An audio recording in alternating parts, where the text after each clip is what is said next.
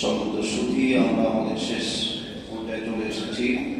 এখনই বুখারী শরীফের সম্পূর্ণ দর্শ প্রদান করবেন ও আখিরি মাদার পরিচালনা করবেন আল্লামা মুফতি বিলাল সাঈদ দামাত বরকাতুল আলিয়া, প্রিন্সিপাল শাইখুল হাদিস ও প্রধান মুফতি জামিয়া ইসলামিয়া দারুল উলুম মসজিদ আকবর কমপ্লেক্স মিরপুর ১ ঢাকা। আমি হযরতকে অত্যন্ত বিনয়ের সাথে আবেদন করছি যে শেষ হাদিসের দর্শ প্রদান ও মোনাজাত করার জন্য। হুজুরানের দিনের অভিজ্ঞতা, বুখারী শরীফ খতমের পর দোয়া কবুল হয়। যখন ইবাদত পড়া শেষ হবে তখনই তো বুখারী শরীফ খতম হবে, এর সাথে সাথে দোয়া হবে, এরপর হাদিস সম্পর্কে কিছু আলোচনা হবে। بسم الله الرحمن الرحيم. الحمد لله رب العالمين والعاقبة للمتقين، والصلاة والسلام على سيد الأنبياء والمرسلين وعلى آله وصحبه أجمعين. أما بعد، فإن أصدق الحديث كتاب الله، وأحسن الهدي هدي محمد صلى الله عليه وسلم، وخير الأمور عوازمها، وشر الأمور محدثاتها، وكل محدثة بدعة، وكل بدعة ضلالة، وكل ضلالة في النار. وبالسند المتصل منا إلى الشيخ الإمام الهمام الحافظ الحجة أمير المؤمنين في الحديث أبي عبد الله محمد بن إسماعيل بن إبراهيم بن المغيرة بن بلدسبل الجعفي اليماني البخاري رحمه الله تعالى. اللهم انفعنا بعلومه وعلومهم أجمعين، آمين يا رب العالمين. أنه قال: باب قول الله تعالى: ونضع الموازين القسط ليوم القيامة وأن أعمال بني آدم وقوله يوزن. وقال مجاهد: القسطاس والعدل بالربوبية، ويقال القسط مصدر المقسط وهو العادل، وأما القاصد فهو الجابر. حدثنا أحمد بن أشكاب قال حدثنا محمد بن فضيل عن عمارة بن القعقاع عن أبي زرعة عن أبي هريرة رضي الله تعالى عنه وعنهم أنه قال: قال النبي صلى الله عليه وسلم: كلمتان حبيبتان إلى الرحمن، خفيفتان على اللسان، ثقيلتان في الميزان، سبحان الله وبحمده، سبحان الله العظيم. الحمد لله رب العالمين.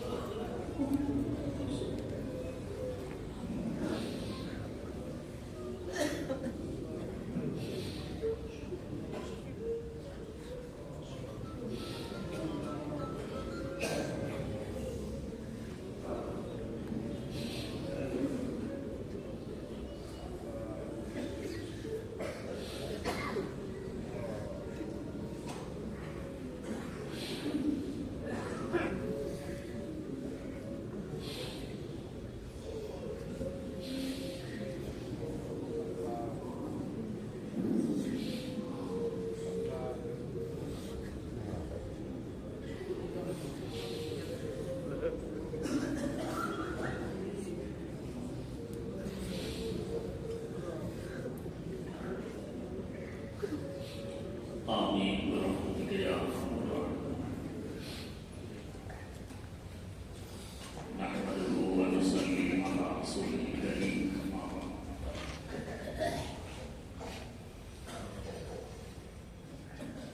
যখন মানুষ ফল ফলাদি পেতে চায়, প্রথমে জমিতে ফসল লাগানোর প্রয়োজন হয়, এরপর বীজ বপন করে, এরপর জেনে নেয় কিভাবে পরিচর্যা করবে, কাজগুলো ভালো হবে, এরপরে ফল হাতে আসে। ইমাম বুখারী রাহিমাহুল্লাহ ও এর আলোচনা নিয়ে জমিনকে বীজ বপনের উপযোগী করলেন। এরপরে বীজ লাগাই দিলেন কিতাবুল ঈমান। ঈমান হলো সব কিছু হচ্ছে। এরপর পরিচর্যা কিভাবে করতে হবে গাছের, কিতাবুল কালেমা জানা। এরপরে পরিচর্যা শুরু হয়ে গেল আমলে আলোচনা, তাহারাত, সালাত, যাকাত ইত্যাদি। ফল আসে সর্বশেষ, তাই সর্বশেষ আলোচনা ফলের আলোচনা করলেন। এই ফল আসবে কিয়ামতের দিবস। ফলের আলোচনা করতে গিয়ে প্রথমে এক টুকরা আয়াতে কারিমা পেশ করলেন। وَنَزَعُ الْمَوَازِينَ الْقِسْطَ لِيَوْمِ الْقِيَامَةِ। আল্লাহ রাব্বুল আলামিন বলেন, আমি কিয়ামতের দিবস ইনসাফের তালবা প্রতিষ্ঠা করব। কেন করবেন?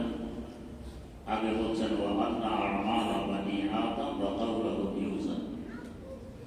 আদম সম্প্রদায়ের আমল সমূহ এবং কথা মানতে হবে, এজন্য ইনসাফের তালবা প্রতিষ্ঠা করব। পাল্লাকে আরবিতে বলে মিজান, বহু বচন মাওয়াজি। আল্লাহ পাক মাওয়াজি শব্দ ব্যবহার করবেন বহু বচন। এখানে লম্বা চূড়া কথাবার্তা আছে, সর্বক্ষেত্রে সংক্ষেপে কিছু কথা বলে যাচ্ছে। বহু বছর বলার কারণ, পাল্লা তো হবে একটি তলে, পাল্লার দুই মাথায় যে দুইটি টুকরে ঝুলন্ত অবস্থা থাকে, এক একটি টুকরে এত বড় হবে, সাতবক জমিন ও আসমান যদি একটি টুকরিতে তুলে দেওয়া হয়, টুকরির ভিতরে ডুবে যাবে। টুকরি হবে ওই বরাদ্দ বোঝানোর লক্ষ্যে মাওয়াজি বহু বছর ব্যবহার করেছে। এখানে কয়েকটি কথা বোঝার, একটি কথা মাপ দিতে হলে যে বস্তুকে মাপ দেওয়া হবে তার দেহ লাগবে, তবেই তো ওজন হওয়া না হওয়ার প্রশ্ন।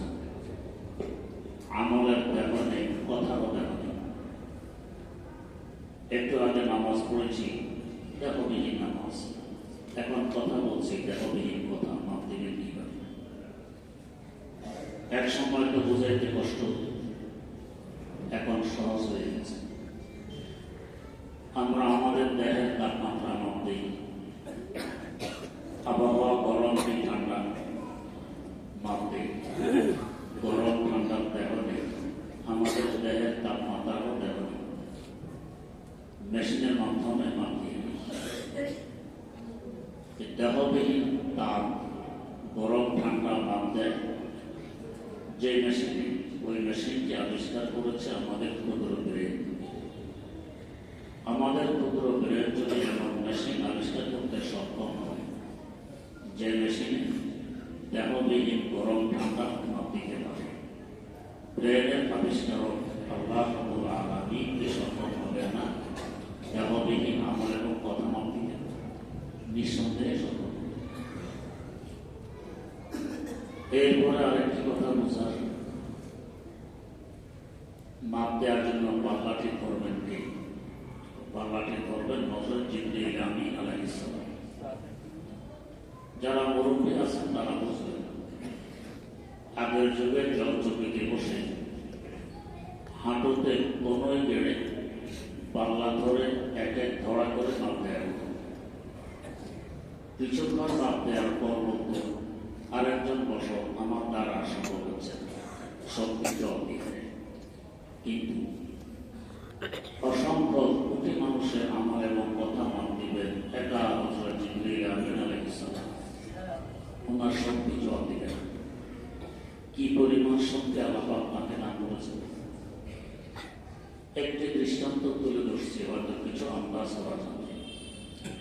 দৃষ্টান্তটি বর্তমান বিশ্বের ব্যতিক্রম ধর্মী একটি সাগর আছে, যে সাগরকে ইংরেজিতে বলা হয় ডেড সি, আরবিতে বলা হয়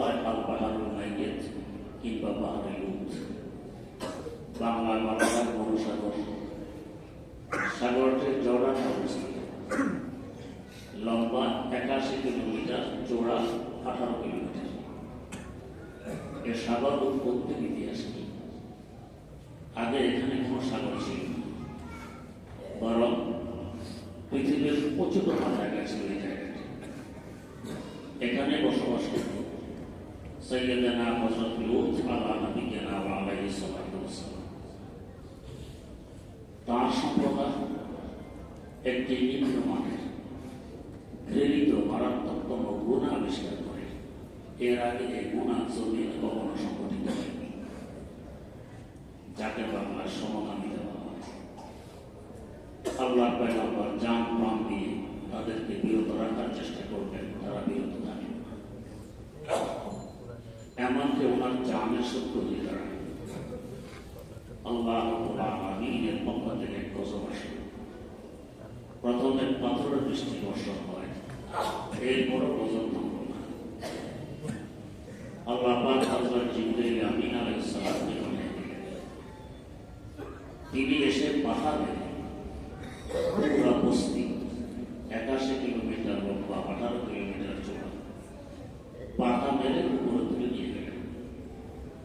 গাছ-গাছালি, গরু, গাধা, হাতি, ঘোড়া, মানুষ, পাহাড় পর্বত সব আকাশ পর্যন্ত নিয়ে উল্টা করে নিচের দিকে ধাক্কা মারলেন। এক ধাক্কায় 1300 ফিট নিচে নেমে যায়।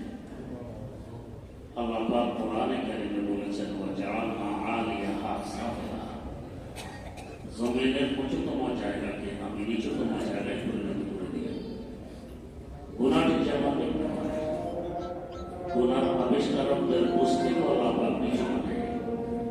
কিয়ামত পর্যন্ত মানব জাতির জন্য সামানে বিরোধ শিক্ষা গ্রহণ করার ব্যবস্থা করে।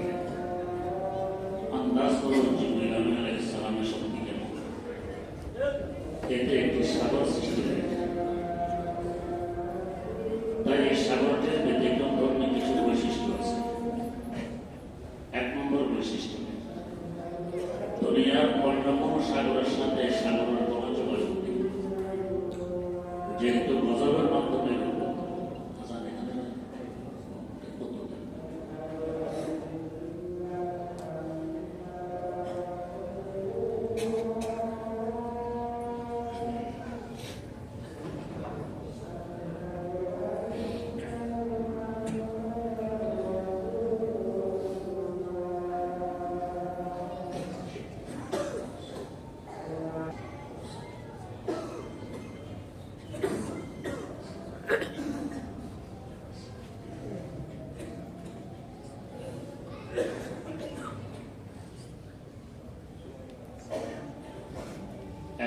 বৈশিষ্ট্য, দুনিয়ার অন্য কোনো সাগরের সাথে সাগরের যোগাযোগ নেই, যেহেতু গজবের মাধ্যমে সাগরের সৃষ্টি। 2 নম্বর বৈশিষ্ট্য, দুনিয়ার সাগরের পানির লেয়ার, পানির পিঠ যেখানে, এই সাগরের পানির পিঠ এর থেকে 1300 ফিট নিচে। 3 নম্বর বৈশিষ্ট্য, পানি দেখতে দেখা যায় স্বচ্ছ পরিষ্কার, কিন্তু গোসল করে উঠে এক প্রকার রাসায়নিক বস্তু দেহে চিনতে ধরে। সাবান শ্যাম্পু দিয়ে পরিষ্কার করা কঠিন হয়, এখন আর গোসলের প্রভাব। 4 নম্বর বৈশিষ্ট্য, দুনিয়ার সাগরে সাধারণত 3 থেকে 6% লবণ থাকে, তাই পানি লবণাক্ত। মরুসাগরে লবণের মাত্রা 26%। 5 নম্বর বৈশিষ্ট্য, দুনিয়ার সাগরের তলায় অসংখ্য উদ্ভিদ জন্ম নেয়, মরুসাগরে আজ পর্যন্ত কোন উদ্ভিদ জন্ম নেয়, তলায় এত পরিষ্কার, গজবের প্রভাব। 6 নম্বর বৈশিষ্ট্য, দুনিয়ার সাগরে অসংখ্য প্রাণী বসবাস করে, মরুসাগরে আজ পর্যন্ত কোন প্রাণীর সন্ধান মেলেনি, কোন প্রাণী, যার কারণে তার নাম হয় মরুসাগর। 7 নম্বর বৈশিষ্ট্য, কোন মাছ ইত্যাদি ধরে এনে সাগরে ছেড়ে দিলে মাছটি মারা যায়, চিন্তা থাকে না, গজবের প্রভাব এখন এখানে ঘটেছে। বলার উদ্দেশ্য হজরত জিবরাইল আমিন আলাইহিস সালাম কি পরিমাণ শক্তি রাখেন। বিশাল একটি বস্তি, পাহাড় পর্বত গাছগাছালি, মানুষ ঘোড়া কাটা হাতি সহ আকাশ পর্যন্ত বেরিয়ে ধাক্কা মারলেন 1300 ফিট নিচে নেমে গেল। যেমন শক্তিতে ধাক্কা মারলে নিচে নেমে গেল। এই ফেরেশতা একা সকল মানুষের আমল এবং কথা মাপে। এরপরে কথা বোঝার মাপ দিতে তো অনেক লম্বা সময় দরকার। একটি প্রতিষ্ঠানের হিসাব ঠিক করতে মাঝে মধ্যে আমাদের 1, 2, 3 মাস লাগে। সৈয়দনা আদম আলা নবিয়িনা ওয়া আলাইহিস সালাতু ওয়াস সালাম থেকে নিয়ে কিয়ামত পর্যন্ত অসংখ্য লক্ষ কোটি মানুষের পুরো হিসাব বিকাশ মাপ দিতে তো কোটি কোটি বছরের প্রয়োজন।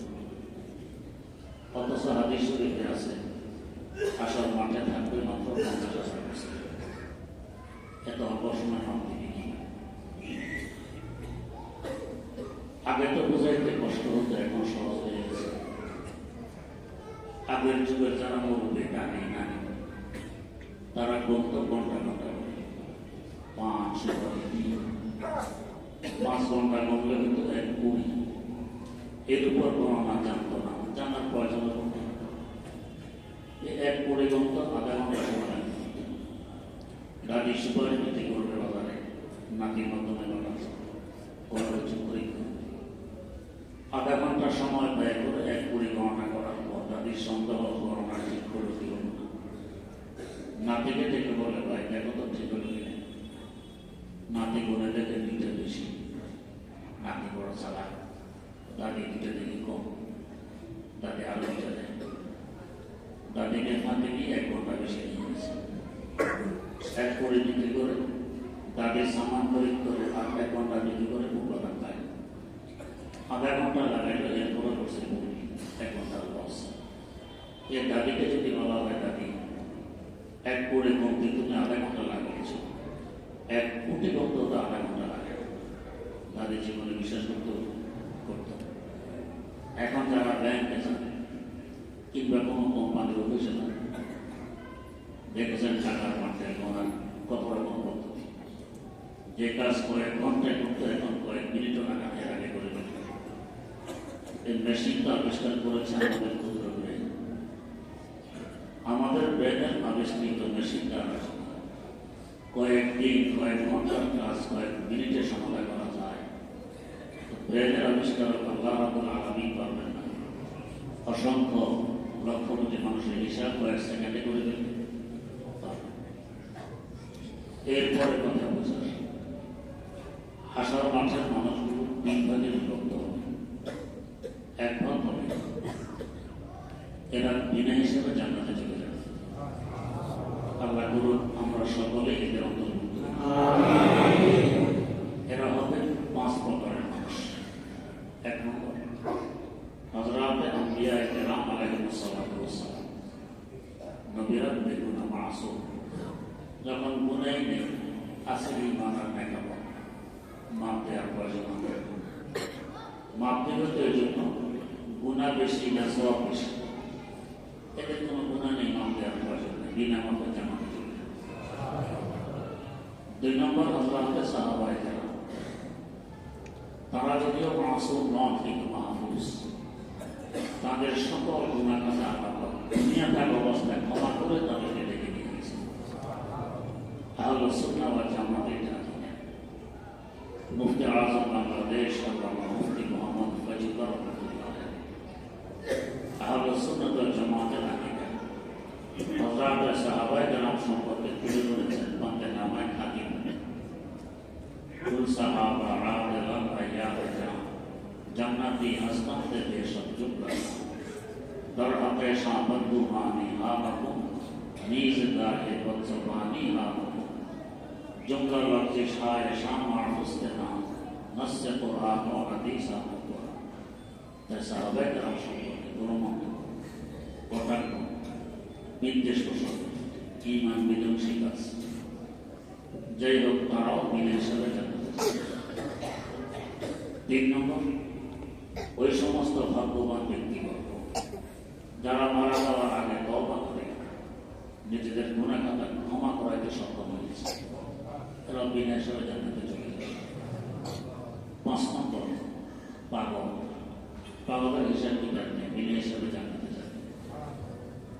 6 নম্বর, নাবালেগ ছেলে মেয়ে, অপ্রাপ্তবয়স্ক, প্রাপ্তবয়স্ক হওয়ার আগে আগে মারা গেছে, হিসাব নিকাশ নিয়ে জান্নাতে যাবে। জান্নাতে যাবে কিভাবে? ছোট বাচ্চা যদি কয়েকজন একসাথে হয়, মুরব্বীদের না চুপচাপ থাকে, শহর হাঙ্গাম চিল্লাচিল্লি, গোতাগুতি, ঠেলাঠেলি, লাফালাফি, দৌড়াদৌড়ি দিয়ে এদের কাজ। হাসর মাঠ নাকি এই অবস্থা শুরু করবে। অবস্থা কম ভয়াবহ, বোঝার মতো তো যোগ্যতা নেই, ছোট ঠেকানো হয়ে পড়লো, লাফালাফি করে ধরে চিল্লেছে, পুরো হাসর মাঠ অশান্ত করে তুলবে। আল্লাহ পানে আপনি বলবেন, আর এদেরকে আগে জানাতে পারো, হাসর মাঠ শান্ত হোক, তারপরে বিশ্বাস। এদেরকে নিয়ে যখন রওনা করবে ফেরেশতারা, জিজ্ঞেস করে আমাদেরকে কোথায় নেবে? জান্নাতে। আমরা তো একা কোথাও যাইনি। ছোট বাচ্চারা আসলে তো একা যায় না, কোথাও নিতে গেলে আমার আব্বাকে দিতে হবে, আমাকে দিতে হবে। আব্বা আমার সাথে একা যায় না, এখানে আব্বা আমার সাথে যাবো না, আর এদের হিসেব দিতে হবে, তাহলে আমরা যাবো না, এখানে আমার কাছে আছে ব্যস্ত। এই শেষ আমার আমার বলবেন, দাও আব্বা আমার সাথে, তারপর মা শান্ত আব্বা আমাকে সাথে নিয়ে তারা জানাতে চায়। একটি হাদিসের বিশাল কিতাব আছে, 18 খণ্ডে 47,000-এরও বেশি হাদিস এই কিতাবে আছে। এই কিতাবে একটি হাদিস করেছি, নাসা একটা গোষ্ঠের টুকরো যদি গর্ভপাত হয়ে যায়, এটাও তার আব্বা আমাকে নিয়ে জানাতে চান। এই 5 লোক বিনা হিসাবে জানাতে যাবে। আরেক সম্প্রদায় হবে বিনা হিসাবে জানাতে যাবে। এদের ইমান নেই, ইমান মাথায় হিসাব নিকাশ হলো বয়স নেই। এরা 1 নম্বরে কাফের, 2 নম্বরে মুশরিক, 3 নম্বরে নাস্তিক, 4 নম্বরে মুরতাদ, 5 নম্বরে তাহারি, বিনা হিসাবে জানাতে যাবে। আর থাকবে এক পক্ষে এদের ইমান ন্যাকামল আছে, বদামল আছে। এদের ন্যাকামল বেশি নাকি বদামল বেশি, এটা মাপ দেওয়ার জন্য এদের আমার মাপ দেওয়া হবে।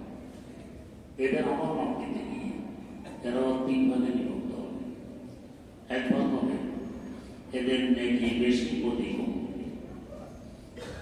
বেশি নেকির বরকতে প্রতিকূলকে আল্লাহ নেকি দিয়ে পরিবর্তন করে এদের বোঝানো দিয়ে বদিকে নেকি দিয়ে কেন পরিবর্তন করবেন? এর কারণ হলো বদি হল রোগ। রোগ নিয়ে হাসপাতাল থেকে ডাক্তাররা রিলিজ দেয় না, রোগ সেরে গেলে সুস্থ হলে তারপর রিলিজ দেয়। জান্নাত হলো না, আলাদা রোগ সরকার রিলিজ দেবেন না, রোগ শেষ করে তারপর জান্নাতে যাওয়ার প্রস্তুত। শেষ করে যদি কেটে দেন, তো কেটে দিই আমার বাবা দেখতে পছন্দ থাকে। আমার আল্লাহ সুন্দর, আল্লাহ জানে জামা পছন্দ করেন সুন্দরকে। কেটে দিলে আমার বাবা অসুন্দর কাটবেন, মিটিয়ে দিলে এটাও সুন্দর। পরীক্ষার খাতায় যদি 2 ইঞ্চি লিখলেন, 1 ইঞ্চি খালি, আবার 1 ইঞ্চি লিখলেন, 3 ইঞ্চি খালি, এটা তো অসুন্দর। মিটিয়ে দিলেও তো কিছু আমার বাবার লেখা আছে, কিছু মিটে গেছে সাদা, অসুন্দর দেখা। এটা আমার আল্লাহ পছন্দ করে। তাই বদিগুলোকে ডেকে দিয়ে পরিবর্তন করে দিবেন, যেন পুরো আমার আমার সুন্দর সুন্দর আমার আমার নিয়ে এরা জানাতে যাবে। আরেক সম্প্রদায় হবে বদি বেশি নেই, এরা তাদের বদি পরিমাণ শাস্তি ভোগ করার জন্য জানাতে যাবে। শাস্তি ভোগ হয়ে গেলে আল্লাহ তাদেরকে জাহান্নাম থেকে বের করে জান্নাতে পাঠাবেন।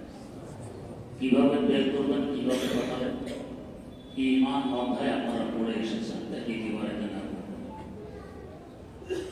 আরেক সম্প্রদায় এদের দেশীয় বদি সমান। এদের ব্যাপারে এক বর্ণনা, জান্নাত জাহান্নামের মধ্যবর্তী স্থানে এদেরকে থাকতে দেওয়া হবে, যে জায়গাকে বলা হয় আরাফ। নেকির কারণে জান্নাতের কিছু সুখ শান্তি ভোগ করবে, বদির কারণে জাহান্নামের কিছু অশান্তি ভোগ করবে। এদের ব্যাপারে আমরা আরেকটি আশা পোষণ করতে পারি, সেটা আর সে আল্লাহর উপরে লেখা আছে, আলাবাদ রহমত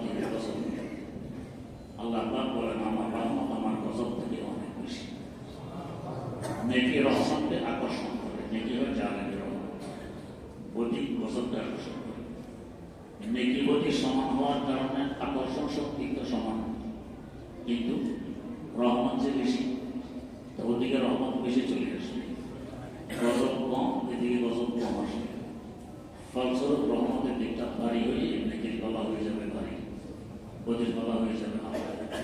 আশা করি এদের প্রতি তো আল্লাহ নেকি দিয়ে পরিবর্তন করে এদেরকে জান্নাত দিয়ে দিবে। এরপরের কথা এই যে হাসর মাঠে নামজন হবে আল্লাহ প্রতিষ্ঠা করবেন কোথায়? বিচারালয়ের সামনে। হাসর মাঠ কোথায়? হাসর মাঠ বর্তমান যে জমিনে আমরা বসবাস করছি, কেন্দ্র তো হবে সিরিয়ায়, কিন্তু এই জমিনে হবে হাসর মাঠ। তবে এখনকার জমিন আর তখনকার জমিনে তিনটি ব্যবধান থাকবে। এক নম্বর, এখন জমির মাটি তখন হবে তামার। দুই নম্বর, এখন জমির উঁচু নিচু হামার সমতল, কোথাও আটলান্টিক মহাসাগরের তলা 9 কিলোমিটার গভীর, কোথাও হিমালয় পর্বতের চূড়া 29,041 ফিট উঁচু, তখন থাকবে একবারে সমান। 3 নম্বর ব্যবধান, এখন আমাদের এই পৃথিবীর আয়তন প্রায় 20 কোটি বর্গ মাইল। আমাদের কারোর আগমন ঘটে তো কারোর বিদায় ঘটে, এতে করে থাকা খাওয়া চলাফেরার জায়গা হয়। তখন তো সকল মানুষ গরু ছাগল হাইওয়ান জানোয়ার পশু পাখি সব একসাথে সমাগত থাকবে, তো জায়গা হবে কি? ফেরেশতারা জমিনের চতুর্দিক দিয়ে টেনে জমিনকে কোটি কোটি গুণ বড় বানায়।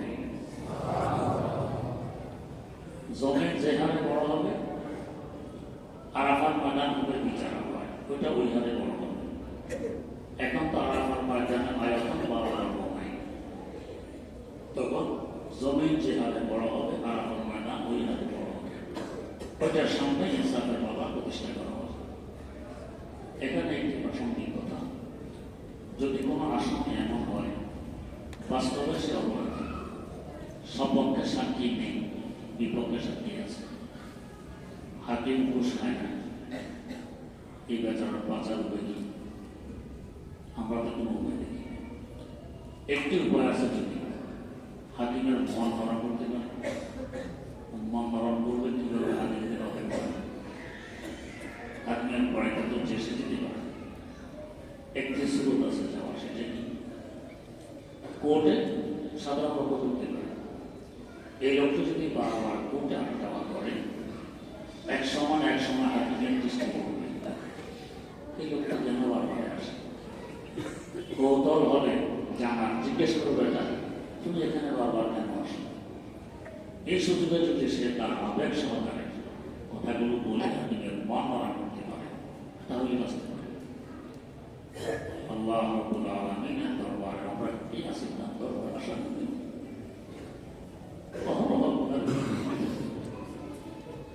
সপক্ষে সাক্ষী কোথায়, বিপক্ষে সাক্ষী দিলে আমার অঙ্গ اليوم نختم على أفواههم وتكلمنا أيديهم وتشهد أرجلهم بما كانوا يكسبون।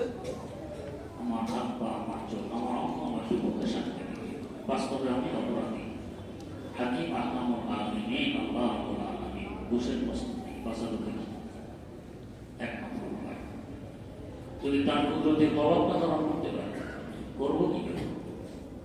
আল্লাহ রাব্বুল আলামিন বান্দাকে আপন পিতা মাতার থেকেও কোটি কোটি গুণ বেশি ভালোবাসেন, সুযোগ করে দিয়েছেন।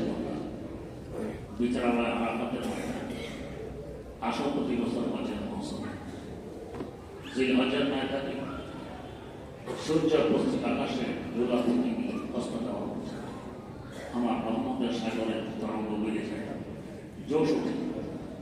এই সময় যদি কান্নাকাটি করে আমার প্রতি করণ করতে পারো, বাঁচতে পারো। তোমার আব্বার মামা এখানে হয়েছে, তোমার মামা এখানে হবে।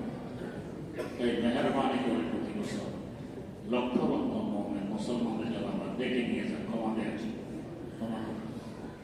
আল্লাহ রাব্বুল আলামিন আমাদের সকলকে হজের মৌসুমের ময়দানে বারবার হাজির দেওয়ার তৌফিক দান করুন। আমিন। আল্লাহ, এটা হলো বিচারালয় আরাফাতের ময়দান। এরপর আমি একটি প্রশ্নের উত্তর দিচ্ছেন, ওলামায়ে কেরাম বুঝবেন, ছাত্র ভাইয়েরা বুঝবেন, সবাই প্রশ্ন নাজারুল মাওয়াজিন কিসতা লিয়াউমিল কিয়ামা, আমরা অনুবাদ করলাম কি কিয়ামতের দিবস ইনসাফের পাল্লা প্রতিষ্ঠা।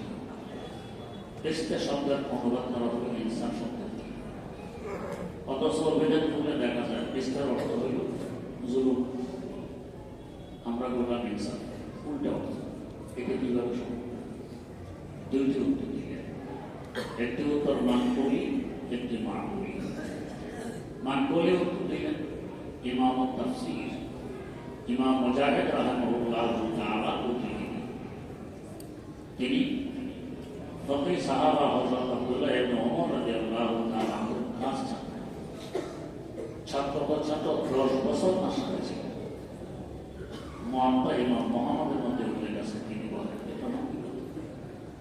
10 বছর আমি আমার ওস্তাদের সাথে ছিলাম। 10 বছরে রুকুতে যাওয়ার সময় ওঠার সময় একবারও হাত তুলতে দেখি, অথচ আমার তাহলে দিবে না রুকুতে যাওয়ার সময় ওঠার সময় হাত তুলতে। একটি হাদিস পেশ করেন তাদের আমাদের পিছনে। হাদিসটি বুখারী শরীফে বর্ণিত আব্দুল্লাহ ইবনে ওমর থেকে। তার ছাত্রের মধ্যে 10 বছর তার কাছে ছিলাম, একদিন হাত তুলতে দেখি। হাদিস বর্ণনা করেছেন ঠিক ইসলামের শুরুর দিকে ছিল না, পরবর্তীতে রহিত হয়ে গেছে রাসূলের জামানায়। তাই বর্ণনাকারী সাহাবী নিজে হাত তুলতেন, এই জন্য আমরা তুলি না। যাই হোক, ইমাম তাফসীর ইমাম মুজাহিদ রাহিমাহুল্লাহু তাআলা উদ্ধৃতি দিয়েছেন প্রশ্নের জবাব কি? কালা মুজাহিদ আল কিসতাস ওয়াল আকদু বিরুবিয়া। কিসতাস শব্দ কিসতাস থেকে নির্গত, আরবিতে তার অর্থ ইনসাফ তো হয়, রুমি ভাষায় তার অর্থ হয় ইনসাফ। মজবুত করে দিলেন, রুমি ভাষায় তার অর্থ ইনসাফ। আরবে এমন শব্দ আছে দ্বিমুখী অর্থ রাখে, যেমন আপনারা পড়েছেন কোরআন শরীফে আছে ওয়াতারাব্বাসনা বিআনফুসিহিন্না সালাসাতা কুরু। পুরুর এক অর্থ তরু, মহিলাদের পবিত্র হওয়ার সময় পুরু বলি। আরেক অর্থ হয় অপবিত্র থাকার সময় পুরো বলি। পুরো অর্থ দ্বিমুখী। খ্রিস্টের অর্থ ইনসাফ হয়, জুলুম হয়। এখানে ইনসাফ অর্থ দিয়েছে, এটা হলো মানকুলের জন্য। মাকুলের জন্য القسط مصدر المقسط وهو العدل، واما القاسط فهو الجائز। ثلاثي মুজাররাদ থেকে যদি কৃষ্ট আসে তখন তার অর্থ জুলুম হয়। এখানে এসেছে ثلاثي মজিদ কি বাবে এফাদ। বাবে এফাদের একটি খাসিয়ত আর বৈশিষ্ট্য আছে, সবে মাখা সবে মাখা, মূল অর্থকে দূরীভূত করা। মূল অর্থ জুলুম, জুলুম দূরীভূত হলে সেখানে আসে ইনসাফ। এই হিসাবে খ্রিস্টের অনুবাদ করা হয়েছে ইনসাফ। এরপর সমালোচনা সহকারে হাদিস বর্ণনা করতেছেন রাসূল আকরাম সাল্লাল্লাহু আলাইহি ওয়াসাল্লামের সাথে দুইটি বাক্য, দয়ার সাগরের নিকট বড় প্রিয়। দয়ার সাগরের নিকট বড় প্রিয়। ইলা রহমান বলা লিখি আল্লাহ কেন বলেনি, সময় দিতে বললেন। দুইটি বাক্য বড় প্রিয় মানে এই বাক্য অনুযায়ী যারা জীবন পরিচালনা করবে, বাক্যের ওজিফা যারা পাঠ করবে, এরা হবে দয়ার সাগরের কাছে অনেক প্রিয়। তবে উচ্চারণে অনেক সহজ, খফীফাতানি আলা লিসান, কিন্তু সাকিলাতানি ফিল মিজান। হাসর মাঠের ইনসাফের পাল্লা হবে অনেক ভারী। কিসে দুটি বাক্য? সুবহানাল্লাহি ওয়া বিহামদিহি সুবহানাল্লাহি ওয়া বিহামদিহি। কেন এটা ভারী হবে? এর কারণ ইসলামের কিছু কাজ করণীয়, কিছু কাজ আছে বর্জনীয়। যেমন সত্যতা করণীয়, মিথ্যা বর্জনীয়। সুবহানাল্লাহর মধ্যে বর্জনীয় কাজগুলো নিহিত, তবে হামদের মধ্যে করণীয় কাজগুলো নিহিত। তার মানে গোটা ইসলাম এই দুটি বাক্যের মধ্যে নিহিত আছে। ইসলামের ওজন বেশি হবে না তো কিসের হবে? তাই এই বিভাগের ওজন হবে অনেক বেশি। এখানে আরেকটি কথা, বর্জনীয় কাজের কথা আগে যেমন এটুকু বলে যে জলবে মানফাতের তুলনায় দফে নাজারাত মজা। 2 নম্বর রহস্য, ইসলামের সার সংক্ষেপ লা ইলাহা ইল্লাল্লাহ। সুবহানাল্লাহর মধ্যে লা ইলাহা নেই, তবে হামদের মধ্যে ইল্লাল্লাহ নেই। লা ইলাহা ইল্লাল্লাহর ওজন অনেক বেশি, যেহেতু এই কলমাটা নিহিত আছে দুইটি বাক্যের ভিতরে, এই দুই বাক্যের ওজন অনেক বেশি। 3 নম্বর কারণ, গুণ দুই ধরনের হয়ে থাকে, ইজাবি গুণ, সালবি গুণ। কিছু কাজ আছে থাকার গুণ, যেমন সত্যতা। কিছু কাজ আছে না থাকার গুণ, যেমন জন্য আমার আল্লাহ উভয় প্রকার গুণের গুণ। থাকার গুণ সত্যতা, আমার রাস্তা কমে না বা আমাকে আছে। না থাকার গুণ যেমন জন্য উভয় প্রকার গুণ একটি বাক্যের মধ্যে নিহিত। সুবহানাল্লাহর মধ্যে না থাকার গুণগুলো নিহিত, তবে হামদের মধ্যে থাকার গুণগুলো নিহিত। এক কথা সকল গুণ দুই বাক্যের মধ্যে নিহিত, তাই এই দুই বাক্যের ওজন হবে অনেক বেশি। এরপর আরেকটি কথা, এই কিতাবের দোয়া অধ্যায় হয়ে গেছে। যদি আমরা কোনো কথা শুধু সুবহানাল্লাহ ওয়া বিহামদিহি 100 বার পড়েন, এর গুনাহ যদি সাগরের পানির ফেনা পরিমাণ হয়, এই ওজিফার বরকতে আল্লাহ সব গুনাহ ক্ষমা করবেন। সুবহানাল্লাহ। তার সাথে যদি সুবহানাল্লাহি আযীম যোগ দেয়া হয়, ডবল ফজিলত বরকত হবে।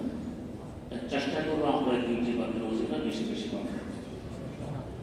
এরপর আরেকটি কথা, সেটা দাওরায়ে হাদিস একটা বিশ্লেষণ সহকারে কমবেশ 1 লক্ষ হাদিস পড়ানো হয়।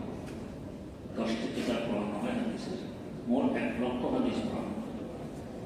1 লক্ষ হাদিস পড়ার সময় ক্বালা নবী সাল্লাল্লাহু আলাইহি ওয়াসাল্লাম 1 লক্ষ বার দুরূদ শরীফ পড়া হয়। প্রত্যেকটি হাদিসে যদি অনুবাদ করা হয়, আরো 1 লক্ষ বার দুরূদ শরীফ আসে, যে নবী করিম সাল্লাল্লাহু আলাইহি ওয়াসাল্লাম বলেন।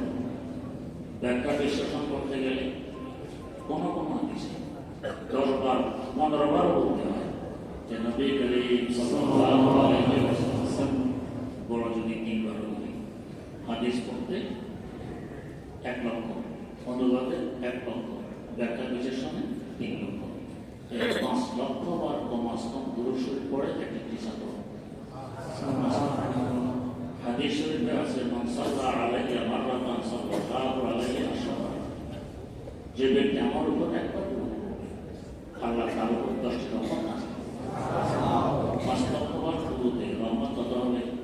50 লক্ষ। ক্লাসের ছাত্র ছিল কতজন? 25। 12.5 কোটি। 12.5 কোটি রহমত নাযিল হয়েছে এই 20 জনকে মাদ্রাসাকে কেন্দ্র করে 1 বছর। সুবহানাল্লাহ। বলতে গেলে সারা দুনিয়া নাফরমানি অন্ধকারে নিয়ে বর্তমান বিশ্বে আমরা প্রায় 750 কোটির মতো মানুষ বসবাস করছি। 550 কোটিরও বেশি কাফের, মুশরিক, নাস্তিক, মুরতাদ। 200 কোটির কম মুসলমান। এই মুসলমানও আদমশুমারি হিসেবে এই গণনার তাসলিমা নাসরিন আছে, ডক্টর আহমদ শরীফ সাহেব আছে। বাস্তবিক মুমিন কয়জন? যে কয়জন পাওয়া যাবে তারা গুনাহ থেকে বাঁচে কয়জন? বলতে গেলে গোটা দুনিয়া গুনাহে বন্দী হয়েছে। এরপরে আমাদের থাকা, খাওয়া, পড়া, সুখ, শান্তি, রিজিক সব হিসাব আল্লাহ দিয়ে যাচ্ছেন। কিসের কথা? এই ধরনের মাসাগুলো, এই মাসাগুলো কোটি কোটি রহমত নাযিল হয় প্রতি বছর। এখানে আমরা 40 জন, আমাদের আকবর আছে আমাদের 100 জন, তাহলে কত হবে? 100 জনের একজন যদি 50 লক্ষ, 50 কোটি হয়, 50 কোটি রহমত নাযিল হয়। হাটাজারি আছে প্রায় 3000 ছাত্র, তাও হয় 3000 যদি হয় কত হাজার কোটি রহমত নাযিল হয়। এই রহমতগুলোর বরকতে আমরা নাফরমানির পরেও সব কিছু পেয়ে যাচ্ছি। আমরা বুঝি না। যাদের চক্ষু আছে, হযরত মুক্তার সদস্য বললেন, যাদের চক্ষু আছে তারা দেখে, যাদের নেই তারা দেখে। সব চক্ষু সকলে থাকে না। এই রহমতের বরকতে আমরা চলি না, চলতে পারতাম বুঝিয়ে না বুঝি। গত 3-4 বছর আগে তাহাজ্জুদের সময় ভূমিকম্প এসেছিল। এসেছে তো গজব হিসেবে আমাদের নাফরমানির কারণে চলে গেল কাছে। যে সময় গজবটা এসেছিল এই সময় ধরনের মাসগুলো যদি আসতেন দেখুন, যারা গ্রামে নিবে এই কচি গাছা অধিকাংশ তো না পারে অপ্রাপ্ত বয়স, যে আল্লাহর পক্ষ থেকে গজব এসেছে, এরা এই সময় কালামের খুব হারাম করে ওই আল্লাহর কালাম তালাওয়াতে ব্যস্ত ছিল। তাহাজ্জুদের সময় তালাওয়াতটা দিত ব্যস্ত ছিল। আমার আল্লাহ রহমান বলি এরা তো নাফরমান নয়, আমার কালাম তালাওয়াতে ব্যস্ত, তাহলে ঘুমাইতে করত। এদের উপর দিয়ে আমি গজব নাজিল করে সবাইকে ধ্বংস করে দিব, আমি তো রহমান বলি। এই সময় এ ধরনের করোনার শ্বাসকে দেখতেন অসংখ্য অবস্থা, তাহাজ্জুদ অবস্থা করার দরবারে সেটে পড়ছে।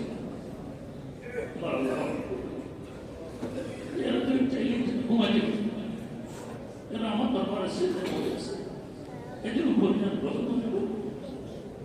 ফেলে দিয়ে গেছে। এগুলো আমরা বুঝি না, আমরা আল্লাহর দৃষ্টিতে অনেক বেশি।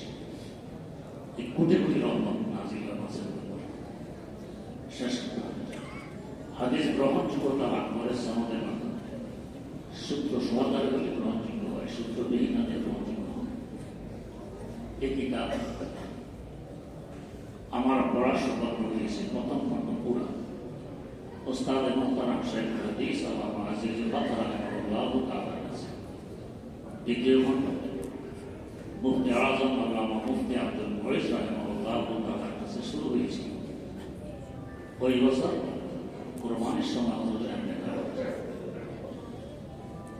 এরপর বাকি অংশ অত্র মাদ্রাসার হযরত মোহতারাম সাহেবের শ্বশুর আমার ওস্তাদ মোহতারাম আল্লামা আব্দুল মান্নান কাশিম হুজুর রাহিমাহুল্লাহ তাআলার কাছে পড়ার মতো ছুটি ছিল। তিনজনের কাছে পড়ে এই হাদিস পড়ানোর ইজাজত অনুমতি দান করেছেন এক নম্বর আমার ওস্তাদ মোহতারাম শেখুল হাদিস আল্লামা আজিজুল হক রাহিমাহুল্লাহ তাআলা। দুই নম্বর কিশোরগঞ্জ জামে আমদাদিয়ার মোহতারাম শেখুল হাদিস আল্লামা আনোয়ার শাহ রহমাতুল্লাহ। তিন নম্বর হাটহাজারী মাসার ওস্তাদ ছিলেন বাবা হুজুর হযরত মাওলানা মুমতাজুল করিম রাহিমাহুল্লাহ তাআলা। চার নম্বর বর্তমান হাটহাজারী মাসার শেখুল হাদিস আল্লামা শেখ আহমদ আহমদ বরকাত। পাঁচ নম্বর আমার ওস্তাদ চাঁদপুর মহামায়া মাদ্রাসার শেখুল হাদিস ছিলেন আল্লামা মুফতি জাফর আহমদ রাহিমাহুল্লাহ তাআলা। ছয় নম্বর বর্তমান উজানের মেজুরি হযরত মাওলানা আশিক এলাহি আহমদ বরকাত। এগুলো বাংলাদেশ। সাত নম্বর দারুল উলুম দেওবন্দের নামওয়ার মুহাদ্দিস হযরত মাওলানা আশরাফ মাদানী আহমদ বরকাত। আট নম্বর দারুল উলুম দেওবন্দ ওয়াকফের মোহতামিম আল্লামা সালেহ কাসেমি রাহিমাহুল্লাহ তাআলা। নয় নম্বর ইজাজত দিয়েছেন অনুমতি দিয়েছেন দারুল উলুম দেওবন্দ ওয়াকফের শেখুল হাদিস আল্লামা আমজাদ শাহ কাশ্মীরি রাহিমাহুল্লাহ তাআলা। দশ নম্বর পাকিস্তানে আহলে সুন্নাহ ওয়াল জামাতের ইমাম যাকে মনে করা হয় আল্লামা সরফরাজ খান সফদর রাহিমাহুল্লাহ তাআলা। তিনি হাদিস এবং তাফসীর এই দুই বিষয়ে ইজাজত দিয়েছেন। 11 নম্বর নকাল হাদিস আল্লামা আব্দুর রশিদ নোমানী রাহিমাহুল্লাহ তাআলা 10 কিতাব ইজাজত দিয়েছেন। 12 নম্বর আমার ওস্তাদ মোহতারাম মুফতি আজম পাকিস্তান আল্লামা মুফতি মোহাম্মদ রফি উসমানী রাহিমাহুল্লাহ তাআলা লিখিতভাবে ইজাজত দিয়েছেন। 13 আমার শেখ মুর্শিদ শেখুল ইসলাম আল্লামা তাকি উসমানী রাহমাতুল্লাহ বারাকাতুহু 40টি হাদিসের কিতাবের ইজাজত দিয়েছেন। 14 নম্বর পাকিস্তানের শেষ তুরস্কের নামওয়ার আলেম শেখ মুরাদ রহমাতুল্লাহ আলাইহি লিখিত ইজাজত দিয়েছেন। 15 নম্বর বর্তমান মুসলিম নবীর উস্তাদ ডক্টর শাইখ সাফওয়ান আত-তাবুদি আহমদ বরকাতুহু তিনি ইজাজত দিয়েছেন। 16 নম্বর আরব বিশ্বের হানাফিয়াতের আলমদার শাইখ আব্দুল ফাত্তাহ আবুল বকর রাহিমাহুল্লাহ তিনি জামিয়া উল-কুরআন প্রফেসর ছিলেন। উনি হাদিস তাফসীর এবং ফিকহ তিন বিষয়ে ইজাজত দিয়েছেন। এইভাবে বিভিন্ন মাশায়েখের পক্ষ থেকে হাদিস পড়ানো আমার মাশায়েখের কেরামের পক্ষ থেকে আপনাদের তো 3 শর্তে অনুমতি দেয়। 3 শর্ত কি? 1 নম্বর আহলুস সুন্নাহ ওয়াল জামাতের আকীদায় বিশ্বাসী থাকা লাগবে। নতুন কোনো আকীদা, নতুন কোনো মতলব গ্রহণ করা হবে যদি করি ইজাজত নেই। আহলুস সুন্নাহ ওয়াল জামাতের আকীদায় বিশ্বাসী থাকা লাগবে। এটা মানে হলো বর্তমান ওলামায়ে জামাতের আকীদা। 2 নম্বর, এলমি চর্চা অব্যাহত রাখা লাগবে। এই যে এলম থেকে দূরে সরে গেলাম তাহলে ইজাজত নেই। 3 নম্বর, দেওবন্দিয়ত ধরে রাখতে হবে। দেওবন্দিয়ত মানে ওয়াল তাকওয়া এবং সুন্নাতের পাবন্দি। এই 3টা যদি আমার মধ্যে থাকে তাহলে ইজাজত আছে। আল্লাহ রাব্বুল আলামিন আমাদের সকলকে সুবহানাল্লাহি ওয়া বিহামদিহি সুবহানাল্লাহি ওয়া বিহামদিহি আশহাদু আল্লা ইলাহা ইল্লা আনতা আস্তাগফিরুকা ওয়া আতুবু